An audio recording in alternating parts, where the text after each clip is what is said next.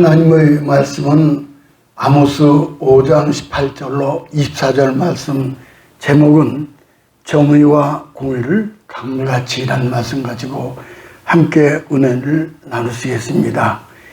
2008년도 미국산 쇠고기 수입 반대 촛불 집회가 열린 것을 우리가 잘 알고 있습니다. 여기에 참여한 사람들 가운데 피켓을 만들어서 든 사람들이 있었는데 뭐라고 써놓은 거 아니? 정의를 물같이 공의를 강같이 라는 그런 피켓을 들고 이제 데모를 했습니다. 그러니까 이 문구는 예수 믿지 않은 세상 사람들도 사용하는 하나의 슬로건이 된 것입니다. 과연 이분들이 이 문구의 성경적인 의미를 알고 사용하고 있느냐 하는 거죠. 이것은 이제 야권이 이를 기회 삼아서 반미 감정을 자극해서 여론을 선동했던 거죠. 우리 잘 아시는 대로 그 내송송 구멍탁탁이라는 괴담을 퍼뜨렸잖아요. 그 당시에요. 내송송 구멍탁, 인간 광우병. MBC에서 조작된 방송 내용은 충격 그 자체였고 먹거리는 불안은 극에 달했습니다. 그 여배우 김규리라는 여인이 그랬죠. 보면 여자죠. 차라리 청산가리를 입안에 털어넣는 병이 낫겠다라고 했지만은 광우병 괴담은 모두 미국을 부정하는 좌파 거짓 선동이었습니다. 미국에서 40년을 억울한 옥살이 했던 70대 노인 그레이그 콜이라는 분이 있습니다. 여자와 그녀의 4살 난 아들을 살해한 혐의로 39년 동안 복역을 했다 출소를 했습니다. 이제 이 사람이 누군가 하니 그레이그 콜이라는 사람이에요. 근데 39년 후에 무죄가 입증됐어요. 예, 39년이 지났죠. 그의 억울한 옥살이에 대한 배상금으로 캘리포니아 주에서는 2,100만 달러, 약 236원의 상당을 지급하기로 결정했다는 거예요. 그 어떤 금전적 보상으로도 콜리가 겪었을 억울함을 포상할 수 없을 거예요.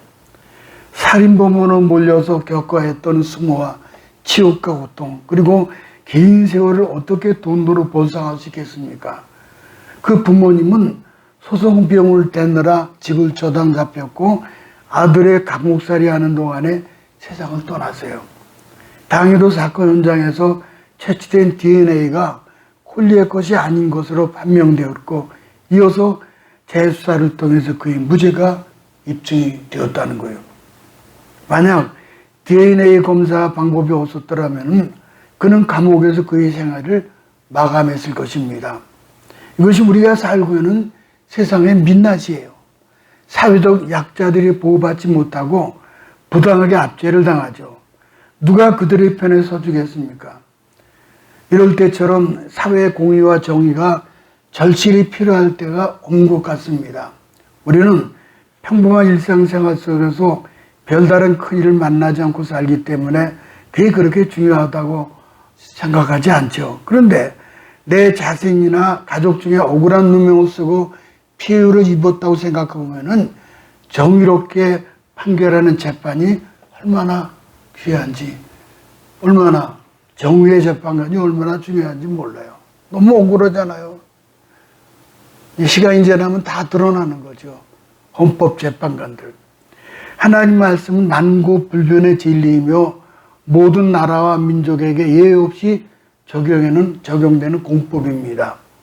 24절 보니까는 그렇죠. 오직 정의를 물같이 공의를 마르지 않는 강같이 흐르게 할지어다.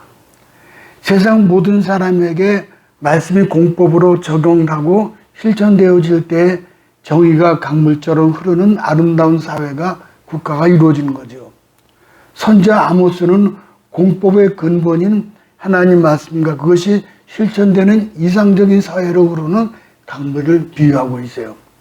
이스라엘 강물의 기원은 헐몬산 길에서 기슬에서 바로 나는 물이 갈라져 호세로 들어가 거기서 다시 요단강, 갈릴리에서 요단강 줄기를 이루고 있죠. 우리는 이제 요단강 이제 이렇게 있죠. 우리는 부산 낙동강변에 살고 있는데 그 발원지는 어딘가 하니 강원도 태백시 화전동의 매봉산 천의봉 너덜샘에서 발원하여 황지연못에서 용출됩니다. 황지연못. 그래서 경북 구미시 경남 창녕군 물궁 황산공원을 지나 부산으로 흘러갑니다. 길이는 500km. 정의와 공의를 하수같이라는 제목의 성경적인 영적 해석은 크게 세 가지를 담고 있습니다. 첫째는 발원지는 예수 그리스도와 교회죠. 구약의 이스라엘이 메마른 사막길을 여행하는 동안 마시는 물이 없어 고통을 당했습니다. 모세는 하나님 명령을 따라 지팡이로 반석을 쳐서 생수가 나오게 했죠. 지금도 요르단의 페트라 근처에 반석의 샘물이 솟아나고 있는데 그걸 무리바라고 그러죠. 고린도전서 10장 4절에 그걸 이렇게 해석을 하고 있습니다. 그들을 따르는 신령한 반석으로부터 마셨음에 그 반석은 예수 그리스도라. 반석은 예수 그리스도예요. 다윗은 시편 36편 8, 9절에 보면은 그랬죠. 주께서 주의 복락의 강물을 마시게 하시리이다. 진실로 생명의 원천인 주께 있사오니. 예레미야 2장 13절에는 하나님의 생수의 근원이다. 하나님은 범죄한 인간의 갈급함을 아시고 생수의 근원 되시는 예수 그리스도를 우리에게 보내주셨어요.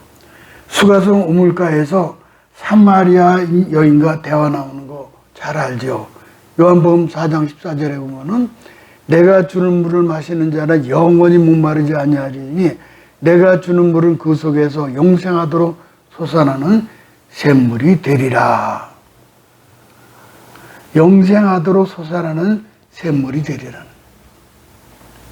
수가성 사마리아 여자하고 대화하다가 에스겔은 바빌론에서 생수의 환상을 보았죠. 하나님의 성령에 이끌려서 성전에 들어갔죠. 에스겔 선지자가요. 성전 문지방 밑에서 스며나오는 물을 보았고 그 물이 점점 불어나서 헤엄치게 되며 물이 있는 곳에 진펄과 갯벌이 생명이 솟아오는 강물이 지나서 바다가로 내려가죠.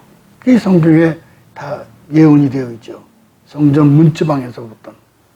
물론 이 성전도 예수를 나타내는 상징적 계시죠. 예수 그리스도 교회는 목마른 인생에게 생수를 공급하는 근원지가 되는 거죠. 세상에서 지치고 피곤한 사람들이 교회에 나오게 되면은 성령의 역사로 강과 은혜와 평강을 누리게 돼요.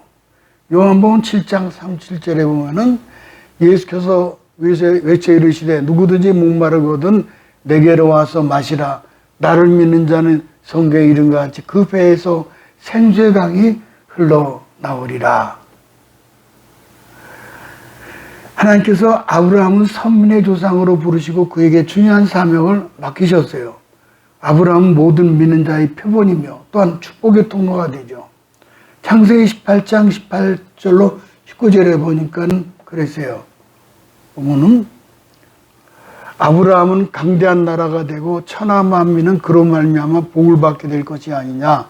내가 그로 그 자식과 권속에게 명하여 여호와의 도를 지켜 의와 공도를 행하게 하려고 그를 택하였나니. 그리스도인은 세상 사람들 가운데에서 하나님의 공법과 정의를 실천하는 표본이 되죠. 이와 같은 그리스도인의 삶이 세상 사람들에게 본이 되어서 그들로 하여금 하나님의 은혜의 강물을 공유하게 해주죠. 예수님께서 마태복음 5장 16절에 보면은 그러므로 그들로 너희 착한 행실을 보고 하늘에 계신 너희 아버지께 영광 돌게 하라 그러셨어요. 마르지 않은 강같이 흐르게 할지어다라고 하신 말씀은 도도히 흐르는 강물을 뜻합니다. 발원지에서 얼마 안 되는 물이 흘러가는 동안 지루들이 한데 모여서 큰 강줄기가 되는 것처럼 기독교의 복음 전파는 처음은 미약했지만 나중은 심히 창대하게 되는 거죠. 자연의 법칙이란 창조자 하나님께서 정하신 원칙을 의미합니다. 하늘과 땅과 바다와 육지에 서식하는 모든 생물들과 우주에 자리하고 있는 천체들까지 하나님의 뜻에 따라 생성하고 그리고 운행되고 있습니다. 물이 언제나 높은 곳에서 낮은 곳에 흐릅니다. 바른 길이나 굽은 길이나 어떤 상황에도 적응하면서 제 갈 길을 가게 됩니다. 기적이나 요행만 바라보고 땅에서의 순리를 무시하면 안 됩니다. 하나님의 뜻을 구현하는 공법과 정의는 물같이 흘러가는 것처럼 무리 없이 이루어지게 하는 것이 순리입니다. 가시덩굴이나 험한 길이라도 걱정하지 않습니다. 돌이나 바위가 앞을 막아도 차분하게 밑을 파고들면서 보이지 않는 수로를 만들어 흘러갑니다. 복음이 전파되고 사람들의 마음속에 하나님 말씀이 들어가는 방법도 그렇죠. 포크레인으로 밀어붙이듯이 힘으로 하는 것이 아니라 소리 없이 성령의 작용에 따라 신비로운 역사가 일어나는 거예요. 무리하게 강물을 역류시키고 시도했을 경우는 엄청난 재앙을 초래하고 맙니다. 공법, 곧 하나님 말씀의 진리가 기초가 되고 그것이 사람들의 마음 역사 속에 정의롭게 시행되어지면은 이는 도도히 흐르는 강물처럼 누구도 거스를 수 없는 힘이 되는 거죠. 세상에는 사람들을 믿으며 혈육을 권력으로 삼는 사람들이 얼마나 많은지 몰라요. 오만한 행동을 했다가 멸망한 사례들이 많아요. 애굽왕 바로가 그랬죠. 애굽왕 파라오, 이 교만, 결국 스핑크스, 피라미드 다 멸망이죠. 또 바벨론의 느부갓네살, 바벨탑을 쌓고 느부갓네살도 멸망했어요. 권력을 의지하여 하나님 뜻을 거스르다가 멸망했죠. 기독교 역사를 통해 시대마다 내로 갔던 폭군이 있었잖아요. 얼마나 로마에 불을 지르고. 그래서 교회를 박멸하려 했으나 하나처럼 망하고 말았습니다. 율법 교사 가마리엘은 어느 누구도 하나님 뜻을 거스를 수 없다라고 했습니다. 선지자 아모스는 공법과 정의가 무너진 사회를 쓸개와 쑥으로 비유했어요. 아모스 6장 12절에 보니까는요, 너희는 정의를 쓸개로 바꾸며 공의의 열매를 쓴 쑥으로 바꾸며 그랬어요. 불의가 판을 치고 악이 지배하는 희망 없는 나라로 보았던 거죠. 그리스 신화의 아티카라는 도시에 프로크루테스라는 그 강도가 살았습니다. 프로크루테스라는 강도가 살았어요. 네, 유명한 얘기예요. 신화에 나오는 거예요. 그는 워낙 잔인하고 악했기 때문에 그 누구도 대적할 수 없을 정도였습니다. 그는 행인들을 닥치는 대로 약탈하고 잡아가고 강탈했습니다. 그리고 사람들 끌고 와서 자기 침대 위에 강제로 눕히는 거예요. 침대와 사람의 키를 대어 보아서 침대보다 키가 큰 사람은 그만큼 큰 만큼 발을 자르거나 머리를 잘라 죽이고 침대보다 작은 사람은 침대 길이만큼 잡아당겨서 느려서 죽였다는 거예요. 그런 사람들은 무조건 자기 침대의 길이에 맞추라고 했습니다. 후에 이 아카는 아테네 왕 아이게우스의 아들 테세우스에서 죽임을 당합니다. 그리스 신화 중에 나오는 이야기를 근거하여 자기 편리한 대로 세상 일을 판단하고 처리하는 것을 풍자해서 프로크루테스의 침대라고 부르게 되었습니다. 프로크루테스의 그 침대가 판치는 사회는 불행하죠. 그런 국가는 불행해요. 그것은 공정한 잣대가 없음을 의미합니다. 우리는 우리나라를 보면서 프로크루테스의 침대가 존재하는 것이 아닌가 염려하게 됩니다. 공법은 사회를 유지하는 기준인데 법은 무시된 채 사람의 잣대에 의하여 사람을 눕히고 자르고 말아요. 늘리고 말아요. 공법이란 온 사회에 동등하고 엄격하게 통하는 법을 말합니다. 정의란 그 내용과 적용이 정당함을 의미합니다. 공법과 정의를 통하는 곳에는 프로크루테스의 침대는 존재할 수 없죠. 더 이상 내게 관련된 것은 로맨스요, 남과 관계된 것은 스캔들이라 말할 수 없다는 거죠. 두 번째는요, 정의와 공의가 물같이 강같이 흐르더라고 그랬죠. 여기 정의하고 공의가 나왔는데 조금씩 달라요. 둘로 나눠볼까요? 정의를 물같이 흐르게 하라. 24절 상반절에 나왔죠. 보면은 오직 정의를 정의는 just이라고 그랬죠. 정의를 물같이. 여기서 정의라는 말은 히브리어는 미슈파트, 영어 성경에는 just이라고 그랬어요. 이 말은 사회법에 적용되는 말이죠. 공직자들의 정의, 재판관들의 정의, 이런 것들이죠. 공직자들, 재판관들. 백성들이 법을 지키며 살아가는 것이 정의예요. 대법관과 검찰총장의 50억 클럽. 이것만 생각하면은요, 참 가슴 아파요. 50억 클럽 보세요, 이 사람들. 권순일만 드러난 게 아니에요. 검찰총장 했던 박영수만 드러난 게 아니에요. 지금 현재 6사람이에요. 근데 국정감사장에 다 공개됐지만은 50억 클럽. 그렇지만 이게 무슨 소용이겠어요, 이제는 모두 흐지부지 되고 말 거예요. 왜? 새로운 정부가 들어섰으니까 이게 누구 돈을 먹은 거예요? 이재명의 돈 먹은 거 아니에요, 전부 다. 근데 흐지부지하고 마는 거예요. 이런 나라를 하나님이 기뻐하시겠어요? 헌법 재판관들이 비리가 있었지만은 새 정부가 들어섰기에 다 흐지부지 될 겁니다. 물이 흐르는 것은 자연이 이치고 순리예요. 근데 많이 흐르는 강에 댐으로 막고 뚜고 싸우면은 물은 순리대로 흐르지 못하죠. 댐에 수문을 만들어 수위 조절한다지만은 잘못 관리하면 대재앙이 일어납니다. 그래서 정의가 물같이 이르게 하라는 것은 모든 사람들 순리대로 법을 지키는 거죠. 권력이나 돈, 인간관계 같은 것 때문에 법이 순리대로 지켜지는 것이 방해받지 않게 하는 것을 말하죠. 영국의 윈스턴 처칠에 관한 일화입니다. 유명한 일화죠. 수상시절 강요회에 가느라 과속을 했습니다. 교통경찰이 차를 세웠고 처칠은 자신이 수상인데 강요회에 늦어서 과속했다고 했죠. 그래서 교통경찰은 자신은 법 앞에 만민이 평등하다고 배웠으니 범칙과 스티브스카를 발부했습니다. 강요회 후에 처칠이 감동을 받고 경찰청장을 불렀습니다. 그리고 그렇게 법을 수호하는 경찰이 있다는 것이 정말 자랑스럽습니다. 그 칭찬하며 그 경찰을 특진시키로 명령을 했어요. 그래서 경찰청장이 이렇게 대답하는 거예요.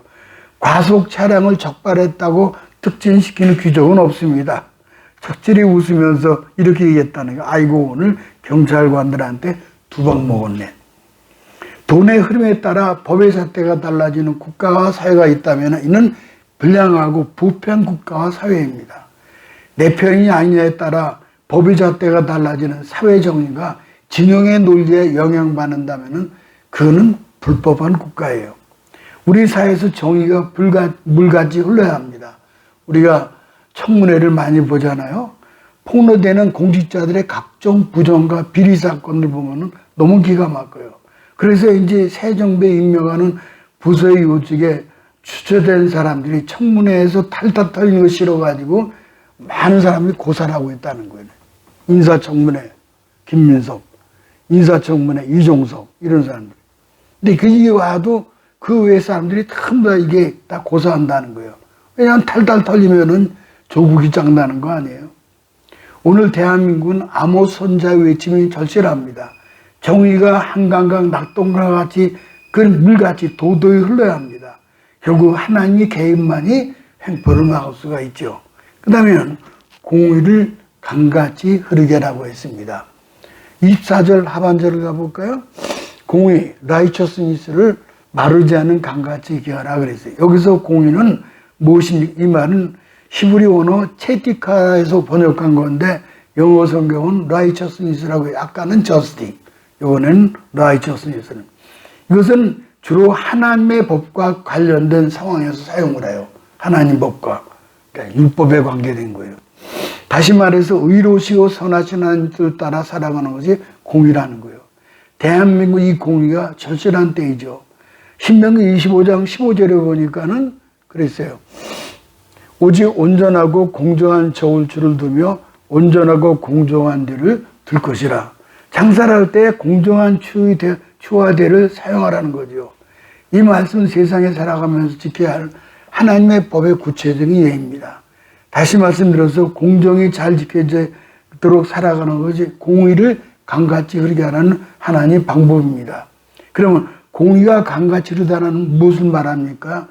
이스라엘 강들은 대부분 와디라고 하는 건천이죠. 우기에 비가 많이 올 때 물이 흐르다가 건기가 되면은 물이 말라버린 일적인 강 아닌 것을 말하죠. 여기서 강같이 흐르다는 말은 와지같이 흐르다 마는 것이 아니라 우리나라 강들처럼 항상 흐르라는 거예요. 그러니까 공의가 상황에 따라 지켜지기도 하고 지켜지지 않는 것이 아니라 어떤 상황 속에서 지켜지는 걸 말하죠. 지난번 조국을 통해서 엄마 찬스, 아빠 찬스, 엄빠 찬스라 그러죠. 참 기가 막힌 일이죠. 엄빠 찬스, 아빠 찬스, 엄마 찬스. 이 말이 시사용어로 자리 잡고 있죠. 엄마나 아빠의 지위나 힘을 이용해서 자식들이 특혜를 받는 걸 말하죠. 청년들이 공정하지 못한 우리 사회의 한 단면을 지적하면서 만들어 쓰는 말이죠. 다른 일에 공정하다가 자식 문제에 대해서는 공정을 잃어버리는 사람들이 많아요. 이걸 가지고 내로남불이라고 그러잖아요. 그래서 내로남불이라는 시사용어를 일반 보통 명사처럼 쓰고 있어요. 같은 일인데 내가 하면 롬에 쓰고 남이 하면 불능이라는 거예요. 상대편이 어떤 잘못을 저지르면 예리하게 비판하다가 우리 편이 같은 일을 저지르면 감싸주고 변명해요. 대상에 따라 공정의 잣대가 달라지는 거예요. 국가와 강도 집단 이런 거예요. 둘 다 조직과 폭력의 힘을 가지고 있죠. 그런데 이 둘을 결정적으로 가르는 것이 정의와 공의예요. 그래서 성 어거스틴은 정의와 공의가 없는 정부는 강도 집단이다 그랬어요. 법도 무시하고 자기 이익만 일하면은 강도 집단이에요. 이런 나라는 꼭 무너진다는 것이 하나님 역사의 법칙이에요. 리퐁땡 부하 늑대와 어린 양이라는 우화가 있습니다. 늑대와 어린 양. 태어난 지 얼마 안 되는 어린 양이 시냇가에서 물을 마시고 있었습니다. 근데 늑대 한 마리가 나타나 호통을 치는 거예요. 새파랗게 어린 놈이 어르신 잡수신 물을 왜 흐리고 있느냐? 그래서 어린 양은 눈을 껌뻑이면서 대답해요. 저는 어르신보다 더 아래에 있는데 어떻게 물을 휜단 말입니까? 말이 안 되잖아요. 아래쪽에서 물을 먹었거든요, 양은. 할 말이 없어진 늑대는 잠시 머리를 굴리더니 다시 호통을 치는 거예요. 지금 보니 작년에 날 욕하고 도망한 녀석이 바로 너였구나.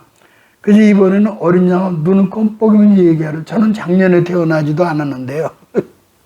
또 할 말이 없어진 늑대는 머리를 굴리며 엄포를 놓았죠. 내 형이 날 욕한 대가로 널 잡아먹을 것 테니 원망하지 말아라. 결국 늑대는 황당한 논리로 어린 양을 잡아먹었죠. 자기 마음대로 기준을 정해놓고 정당하게 치는 사람들은 꼬집는 이야기죠. 하지만 이제 곧 하나님의 정의와 공의가 심판에 나설 것입니다. 마지막 세 번째 단계가 여호와의 날에 어둠의 심판이 있다 그랬어요. 18절 가볼까요? 화 있을진저 여호와의 날을 사모하는 자여 너희가 어찌하여 여호와의 날을 사모하느뇨? 그날은 어둠이요 빛이 아니라. 여호와의 날은 이스라엘을 구원하고 원수들을 심판하는 얘기하는 거예요. 언젠가는 최후 심판이 날이 옵니다. 그날에는 모든 사람이 하나님의 심판대 앞에 서게 되죠. 계시록 20장 가볼까요? 미혹하는 마귀가 불과 유황못에 던져지니 거기는 그 짐승과 거짓 선지자들도 있어 세세토록 밤낮 괴로움을 받으리라. 또 내가 보니 죽은 자들이 큰 자나 작은 자나 그 보좌 앞에 서 있는데 책들이 펴있고 또 다른 책이 펴졌으니 곧 생명책이라. 죽은 자들이 자기 행위를 따라 책들로 기록된 대로 심판을 받으니. 모든 죽은 자들이 하나님 보좌 앞에 섭니다. 사람이 죽으면 끝이 아니에요. 살아생선 저지른 정의와 공의가 선악한 다 드러나요. 악한 세력들이 하나님 앞에서 심판을 받게 되는 거죠. 행해야 되는 책들이 쭉 펼쳐지지 않습니까? 그 책들은 그들의 행위를 기록한 책들이에요. 그래서 죽은 자들이 자기 행위를 따라 책들로 기록된 대로 심판을 받죠. 그 기준이 인간의 기준이 아니라 하나님의 기준이기 때문에 그렇습니다. 15절을 또 가볼까요? 누구든지 생명책에 기록되지 못한 자는 불못에 던지오더라. 불못에 던지는 거예요. 각 사람이 자기 행위를 심판을 받고 모두 둘째 사망 불못에 던지게 되죠. 그러나 예수를 믿음으로 구원받은 사람은 그 이름을 기록한 생명책에 있어요.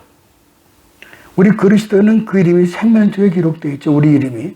어떻게 그걸 압니까? 내가 예수님 믿고 고백하고 따르고 있다면 그것이 곧 내 이름이 하나님 생명책에 기록되고 있다는 증거죠. 하나님 나를 자녀 삼으시고 믿음 주시고 주일 성수하며 따르는 힘을 주셨기에 생명책에 내 이름이 기록된 겁니다. 21장 8절을 가볼까요? 21장 8절에 그러나 두려워하는 자들과 믿지 아니하는 자들과 흉악한 자들과 살인자들과 음행하는 자들과 점술가들과 우상 숭배자들과 거짓말하는 모든 자들은 불과 유황으로 타는 못에 던져지니 이것이 둘째 사망이라. 이거 보세요. 사람이 한 번 죽으면 첫째 사망이 끝이 아닙니다. 둘째 사망이 있는 거예요. 불신자들이 세세토록 불과 유황으로 타는 둘째 사망에 영원토록 고하게 되는 거죠. 이것이 바로 불신자들이 가는 지옥으로 의미합니다. 그러나 예수 믿고 구원받아 이름이 생명책에 기록된 사람들은 새하늘과 새 땅에서 영원토록 주님과 살게 되죠. 분명히 천국과 지옥이 있어야 하나님의 정의와 공의가 성립됩니다. 심장혈관 전문인 모리스 롤링스 박사라는 유명한 분이 있습니다. 심장 전문의예요. 근데 이제 응급처치 그때 사경을 헤매는 환자를 많이 살려냈어요. 이분이에요. 이분이 간증인데. 근데 환자가 정신을 차리자 두려움에 떨면서 이상한 소리를 외치는 거예요. 살려주세요. 지옥은 너무 무서워요. 제발 구해주세요. 죽다가 살아난 사람은 대부분 현실을 안도하는데 그는 무엇을 경험했는지 큰 공포에 사로잡혀 있는 거예요. 이 모습이 어찌나 충격적이었는지 무신론자로 죽으면 모든이 끝이라고 생각하던 롤링스 박사도 사후세계에 대해 다시 한번 생각하게 된 거예요. 이후 박사는 환자들을 관찰하다가 교회를 다니며 믿음이 있는 사람일수록 죽음은 두려워하지 않고 무신론자이거나 믿음이 없는 사람은 매우 큰 공포를 느낀다는 사실을 깨달았습니다. 롤링스 박사는 죽은 뒤에 지옥과 세계를 사후세계를 믿고 그리스도인이 되었습니다. 훗날 롤링스는 자신의 경험과 회심을 담은 죽음의 문을 넘어서라는 그 책을 발표해서 많은 사람들에게 천국과 지옥의 존재를 밝혔습니다. 1980년대 신인사역으로 유명했던 현신의 권사님의 이야기입니다. 이분이죠. 불의 종 현신의 유명한 분이에요. 근데 수많은 병자를 고쳤죠. 그런데 이분이 나이가 들어 돌아가시게 됐어요. 사람들은 다 죽었다 생각하고 장례를 준비했습니다. 이분이 갑자기 다시 살아났어요. 천국 이야기는 사람들을 더 놀라겠죠. 권사님이 죽어서 천국 길을 가고 있는데 커다란 분이 있고 하얀 옷을 입은 분이 계시더라는 거예요. 한눈에 예수님을 알아보았습니다. 반갑게 예수님 저 왔어요. 현신회입니다. 그랬어요. 그래서 주님이 현신회 하시더니 고개를 저으며 잘 모르겠다 하더라는 거예요. 권사님 놀린 줄 알고 서대문 곁에 주님의 이름으로 사람들의 병을 고쳐주던 현신회예요. 또 얘기를 했어요. 큰 소리 외친 거예요. 그래 예수님은 그 이름을 모르겠다고 하시면서 자기 이름을 알지 못하는 사람이 문을 통과할 수 없다는 거예요. 막막해진 권사님이 자기가 알고 있는 다른 사람의 이름을 대기 시작했다는 거예요. 혹시 그러면은 조영기 목사님 아세요? 조영기? 잘 모르겠는데. 이번에는 한경진 목사님 아세요? 그 예수님 기억 더 듣더니 조금 알 것 같다 그러더라는 거예요. 결국 그렇게 해서 그 문을 통과하지 못해서 다시 살아오게 되었다는 거예요. 권사님이나 조영기 목사님 같은 분도 예수님 모르신다니 그럼 누가 천국에 들어갈 수 있는가 하고 두려워했다는 거예요. 이 체험을 하고 난 후 권사님 크게 깨달은 바가 있어서 전 재산을 다 털어서 북한 선교원에 기증을 했다는 거예요. 그리고 그때 예수님께서 그 이름 물어봤던 목사님들을 찾아가서 자기 경험을 이야기하자 조영기 목사님도 크게 회개를 했다는 거예요. 하나님의 정의와 공의를 무시한 권력자들, 재판관들, 불타는 지옥의 심판이, 최후 심판이 기다리고 있습니다. 부디 정의와 공의 최후 심판의 세례받기를 굴려가시는 하나님 앞에 아모스 신앙으로 승리하시기를 축원합니다.